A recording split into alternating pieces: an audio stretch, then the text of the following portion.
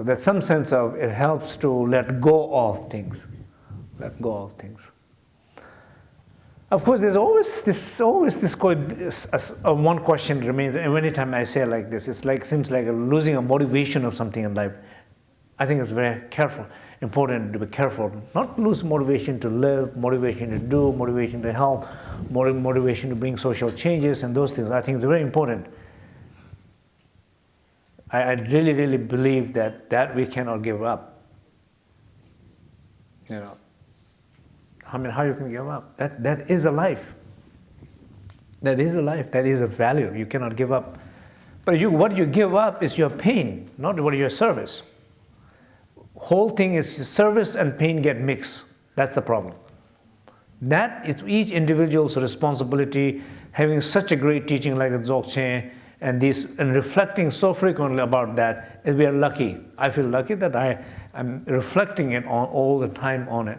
Sharing it, my own thought, listening from people, and they have great teaching that can help us just figuring out that. But it's not to give up things, give up things, because there's a tendency when you're tired. We were talking the other day. When you're not able to do it, you give up. When I say I was thinking what I was suggesting to Anya, that what I mean, I just want to clarify that. What I mean by leave or give up or something like that. What I mean is not that just fully let go of, give up the purpose. I don't think one should ever give up the purpose.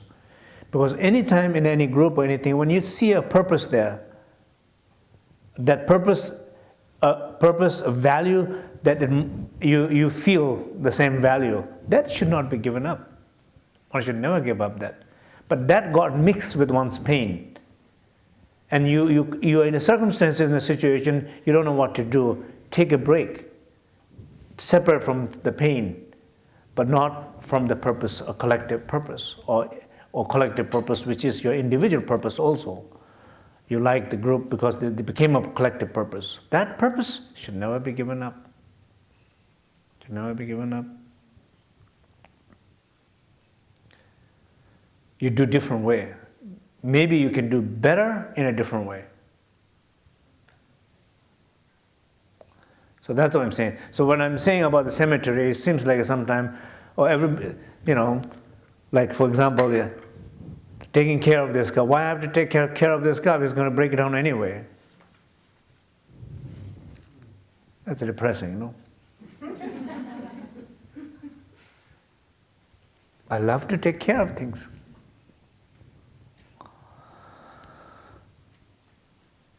But I'm open when it breaks, because I don't want to identify myself too much with this cup, because that's my job. Not to enjoy it, but not to identify with it. Because identifying it, I suffer. I will not be able to enjoy it. There's so many things, if you look around, so many things that people cannot appreciate, enjoy, live, what they have,